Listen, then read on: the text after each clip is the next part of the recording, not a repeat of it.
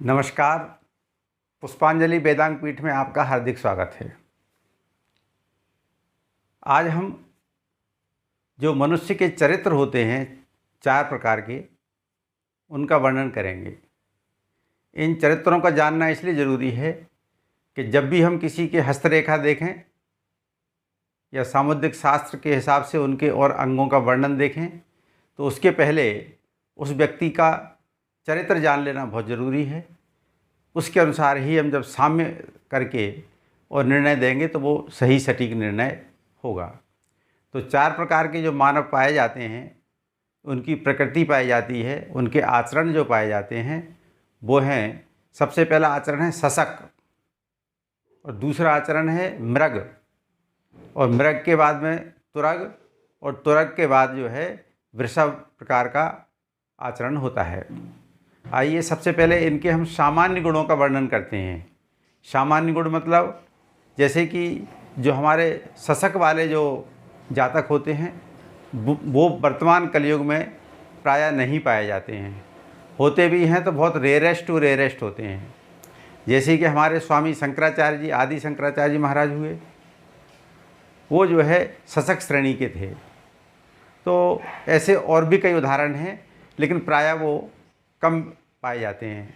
इसके अलावा जो मृग श्रेणी के हैं वो सात्विक प्रवृत्ति के होते हैं और उनकी संख्या भी कुछ कम होती है। लेकिन कलयुग में तुरग और वृषभ, इस 2 प्रकार के जो आचरण हैं वो जो है बहुतायत पाए जाते हैं। तो हम सबसे पहले एक एक जो प्रकार है उसका हम प्रकृति का वर्णन करते हैं। आइए हमारे शास्त्र क्या कहते हैं। जो सशक प्रकार के मनुष्य होते हैं वो जो है उनके बाल बहुत कोमल होते हैं, केश कोमल होते हैं, नेत्र विशाल होते हैं। ये शांत और शांतिपूर्वक शासन करने में तत्पर रहते हैं। इनके शरीर के अंग सूक्ष्म होते हैं, मतलब उनका शरीर जो है स्थूल नहीं होता है। स्वयं अत्यंत पवित्र और मुख पूर्ण चंद्रमा के समान आनंददायक होता है, मानो उनके चेहरे में तेज होता है। दांत चिकने रहते हैं और बराबर, यानी कि एक से दांत रहते हैं। इनके हाथ, पैर, जानु, पेड़ू, ग्रीवा, ग्रीवा मतलब गर्दन, तथा जंघा में कुछ श्यामता होती है, यानी श्यामल होते हैं वो। उनका वीर्य सुगंधित होता है। ये थोड़ा विषय करने वाले होते हैं, माने ये विषयी प्रवृत्ति के नहीं होते हैं, बहुत कम विषय में प्रवृत्ति रखते हैं। विषय से तात्पर्य काम सुख से है।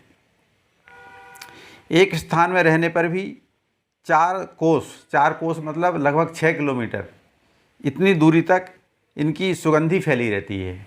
तो सुगंधी से तात्पर्य ये है कि वो कोई ऐसा फूल जैसी सुगंधी नहीं है, बल्कि जहाँ वो विराजमान रहते हैं उसके इतनी दूरी तक उनकी ऑरा रहती है, मतलब शांति रहती है उस वातावरण में।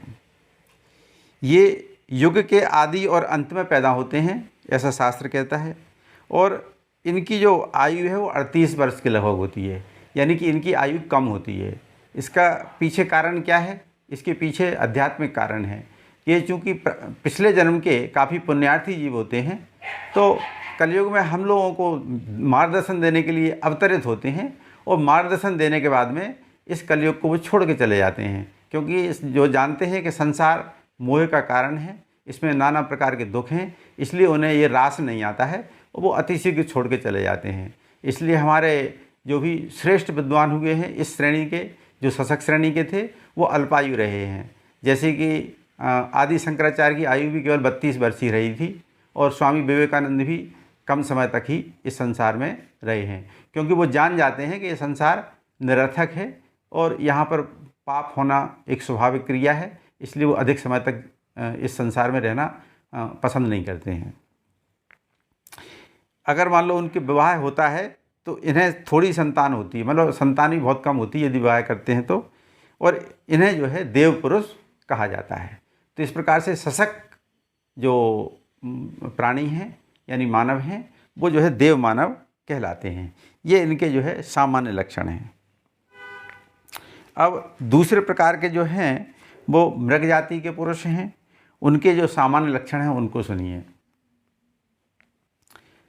मृग जाति वाले पुरुषों के अधरोष्ट कोमल होते हैं, माने ओंठ जो है कोमल होते हैं, चिकने होते हैं और लाल होते हैं। इस जाति के पुरुष श्रेष्ठ विहारशील, श्रेष्ठ विहारशील मतलब अच्छे कार्यों में विहार करना, विहार मतलब यात्राएं करते रहना, जैसे तीर्थों की यात्राएं करते रहते हैं।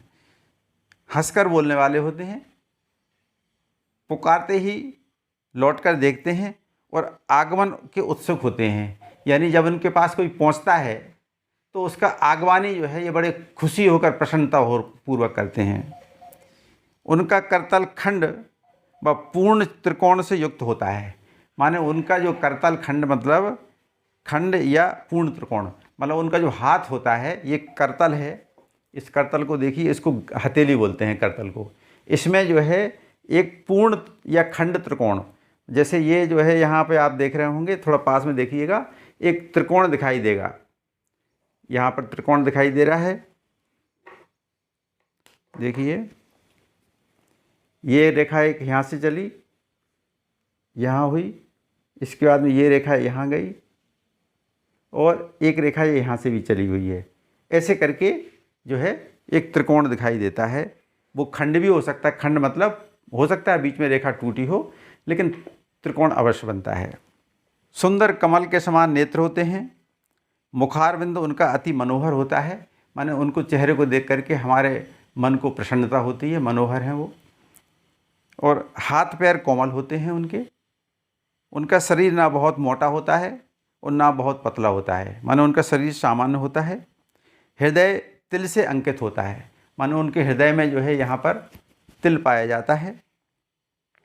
उनकी ग्रीवा जो है सुंदर होती है, माने उनकी गर्दन सुंदर होती है। कंधे उनके मध्यम होते हैं। वे चंचल होकर के भी धीर बुद्धि वाले होते हैं। चंचल मतलब चलायमान होते हैं, लेकिन जो है उनकी बुद्धि स्थिर रहती है। उनका मुख लज्जा से नम्र होता रहता है, माने वो लज्जावान भी होते हैं। और वे निरंतर नाच गाना बजाना आदि आनंद में मग्न रहते हैं। तो नाच गाना बजाना यानी कि भजन भगवान का भजन भगवान का कीर्तन करने में वो मग्न रहते हैं। ऐसे हमारे कई ऋषि मुनि भी हुए हैं जो हमारे भगवान का जो है भजन करते समय आनंद लेते थे, उसमें नाच गान भी करते थे। उनकी मोहन मूर्ति और चित्त अपनी ओर खींचने वाले होते हैं, माने उनमें जो है एक स्वाभाविक आकर्षण होता है।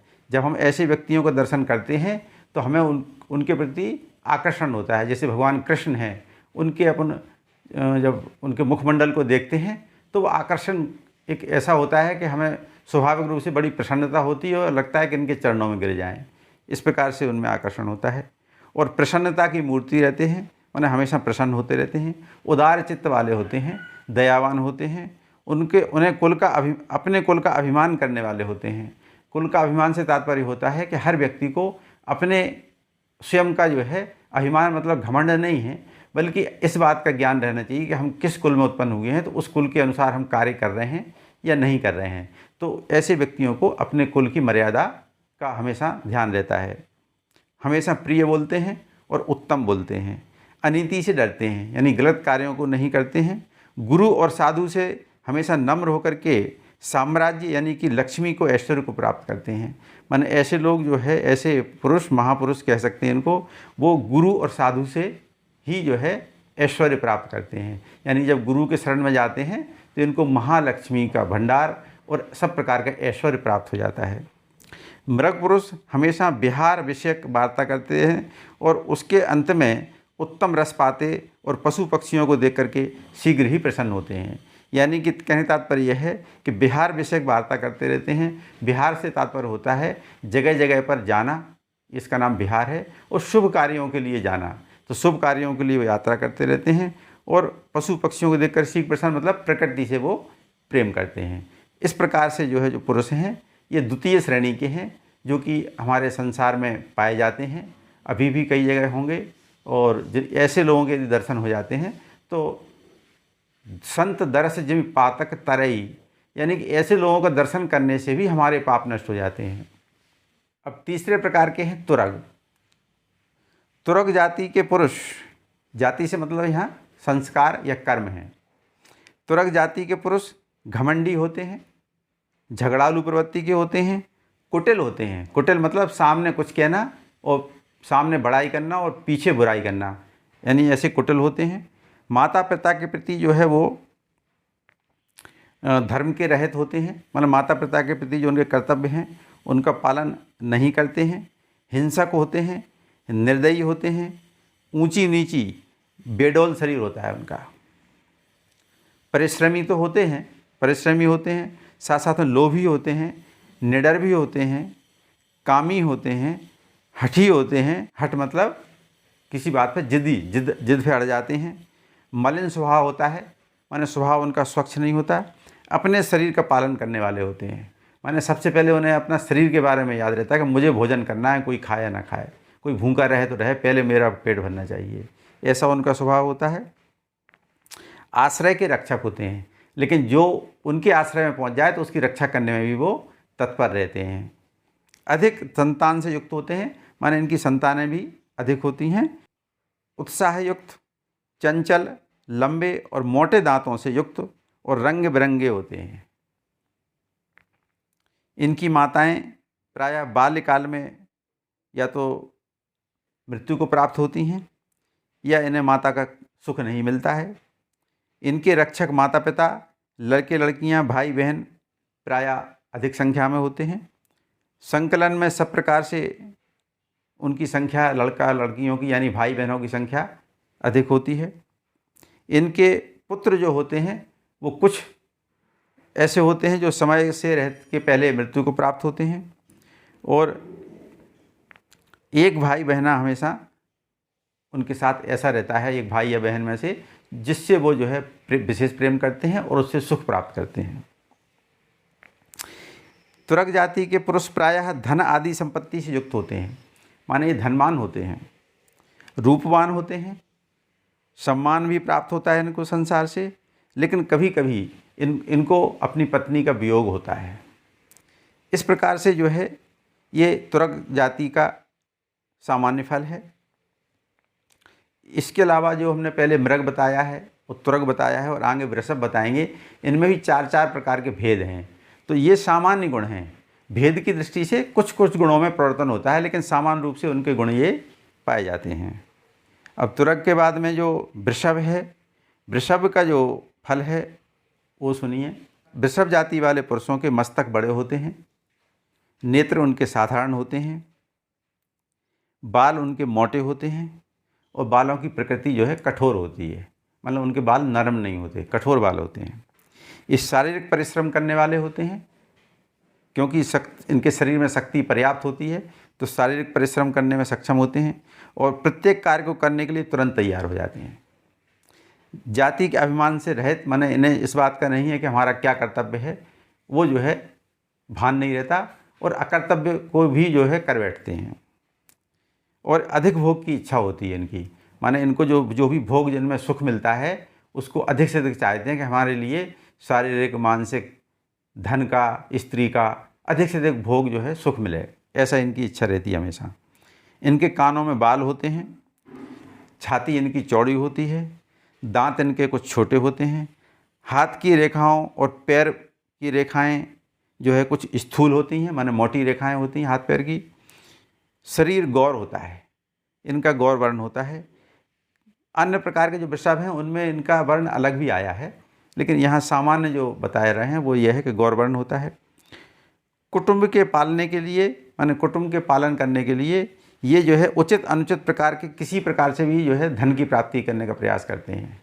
माने ये नहीं देखते कि कानूनी है या गैर कानूनी है, बस परिवार को पालने के लिए जैसे भी उन्हें धन मिले उस धन के लिए वो प्राप्त करने के लिए हमेशा इच्छुक रहते हैं और वे रात दिन धन की चिंता में डूबे रहते हैं। 24 घंटे उनके दिमाग में केवल धन ही रहता है कि हमें धन कैसे अर्जित करना है। ये जो है ऊपरी मेलजोल करने वाले होते हैं, वंचक, माने एक तो ऐसे होते हैं जो सहृदय होते हैं, सहृदय प्रेमी होते हैं, माने खराब परिस्थितियों में या अच्छी परिस्थिति दोनों में ही मित्रता निभाते हैं। लेकिन ये जो है एक तरह से देखा जाए तो ऊपरी मेल वाले हैं, मतलब स्वार्थी स्वभाव के होते हैं। उच्च स्वर से बोलने वाले होते हैं, बहुत तेज तेज बोलते हैं और इनका पेट प्रायः बड़ा होता है और सदा स्त्री से युक्त रहते हैं, माने स्त्री भी, मतलब इनकी विवाह हमेशा होता है। इनकी स्त्रियां भी प्रायः मोटी होती हैं और इनकी संतानें भी कई संतानें होती हैं, लेकिन उन संतानों में कोई ज्ञानी, पंडित और पितृभक्त एक कोई ऐसा पुत्र होता है जिससे जो है ऐसे वृषभ जाति वाले जातकों को सुख प्राप्त होता है। माने एक संतान उनकी कोई अच्छी होती है, जो जानकार होती है, पंडित होती है, पितृभक्त होती है, और इनकी आयु अधिक होती है। माने इनकी औसत आयु जो है 80 वर्ष बताई गई है, मतलब इनकी अच्छी आयु होती है। इस प्रकार से जो है ना, ये वृषभ जाति के लोगों का चरित्र कहा है, उनका स्वभाव कहा है। इस स्वभाव को थोड़ा समझ करके, इन 4 प्रकार के स्वभाव को समझ करके ही आप जब उसकी हस्तरेखा देखें या अन्य अंगों का परीक्षण करें तो उसके फल का जो कथन करें, इस स्वभाव को जरूर देख लें। क्योंकि जो शशक प्रकार के पुरुष हैं वो तो प्रायः हमारे संपर्क में आने का मुझे बहुत कम संभावना है, तो वो तो खैर स्वयं भगवान के समीप ही हैं वो तो उनका वो किसी को रेखा क्या दिखाने की उनको आवश्यकता है। लेकिन जो द्वितीय प्रकार के मृग हैं वो भी कभी कभी संपर्क में जाते हैं, तो उनके पास पुण्य बहुत है, मृग वालों के पास पुण्य का संचय। तो यदि कोई छोटी मोटी रेखा ऐसी है जो खराब है तो भी उनके पुण्य के कारण से वो उसका खराब फल नहीं मिलेगा उनको। तो अपने उस फल को नहीं कहना है, बल्कि उनके प्रकृति के अनुसार हमें जो है सामंजस्य करके फल करना है। इसके अलावा तुरग जाति के हैं, वो तृतीय श्रेणी के हैं, माने वृषभ से कुछ उच्च हैं वो, तो उनके पास भी पुण्यों का उदय है क्योंकि वो धनवान हैं। तो ऐसी स्थिति में जो है उनका भी फल हमें अच्छे से समझ करके अकेले एक रेखा के आधार पर नहीं कहना है, बल्कि सम्यक रूप से कहना है। इसी प्रकार से अंत में वृषभ पुरुष हैं। वृषभ पुरुष में यदि कोई खराब रेखा है तो चूँकि उनके पास धन है, स्त्री है, सब कुछ है और शरीर भी शक्ति अच्छी है, लेकिन चूँकि उनके पास पुण्य की कुछ कमी रहती है, तो उसके कारण से यदि कोई थोड़ा सा भी अशुभ योग है तो वो पूरी तरह फलित होगा। क्योंकि जो पुण्य रहता है उससे ही अशुभ योगों का दबाव होता है, उनसे ही अशुभ योग नष्ट होते हैं। तो चूँकि उनके पास पुण्यों की मात्रा कम है, तो ऐसी स्थिति में हमें क्या देखना है कि यदि कोई अशुभ योग है तो उनको सावधान कर देना है कि आपका ये अशुभ योग कभी भी काम कर सकता है। इसके अलावा जन्म कुंडली में उसकी महादशा, दशा इत्यादि का भी अध्ययन कर लेना है, क्योंकि कुंडली जो है हमारे वर्तमान जन्म में जो ग्रह नक्षत्र थे उसकी जो है एक आगे की प्लेटफॉर्म है, एक रेखा है। महादशा, दशा, अंतदशा, गोचर, ये सब क्या है, प्लेटफॉर्म है कि कैसे कैसे उन लोगों को कब कब मिलना है ना। उनके जो कर्म हैं पुराने, उनका परिपाक कब होगा, ये जो है हमारी दशा, अंतदशा और गोचर बताता है। इस प्रकार से तीनों चीज़ों का सम्यक विचार करके ही हमारे लिए किसी कोई भी फलादेश स्पष्ट रूप से देना है। इसके साथ ही नमस्कार। जय राम जी की।